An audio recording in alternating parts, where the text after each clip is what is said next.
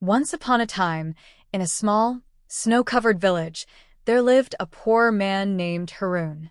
He was a kind and hard-working man, but no matter how much effort he put into his work, he barely earned enough to feed himself. His clothes were worn out, and his only coat was tattered and thin, offering little protection against the biting winter wind. One day, as Haroon was walking home from the market, he passed a wealthy merchant's house. The merchant, wrapped in a luxurious fur coat, was entertaining guests in his warm and lavishly decorated courtyard. Haroon paused to watch, his thin coat clinging to his frail body.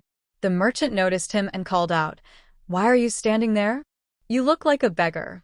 Haroon smiled humbly and replied, "I am not begging, sir. I was just admiring how warm and happy everyone looks in your home." The merchant sneered, "Warmth and happiness come with wealth. If you're so cold, why don't you buy yourself a decent coat?" Haroon sighed. "If I had the money, I would. But perhaps happiness comes not just from what we wear, but how we treat others." The guests laughed at Haroon's reply, but the merchant's wife, who had been silently observing, felt a pang of guilt. That night, she told her husband, "Haroon may be poor, but he has dignity and wisdom. We should share what we have." The merchant reluctantly agreed. The next morning, they sent for Haroon and gifted him a new, warm coat. Haroon accepted it gratefully and said, "Thank you for your kindness.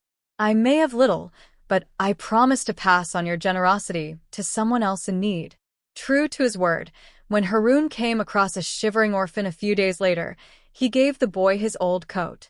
Soon, the boy grew stronger and began helping others in the village, spreading warmth and kindness like a ripple in a pond. Over time, the merchant noticed how much joy this simple act of giving had brought to the village.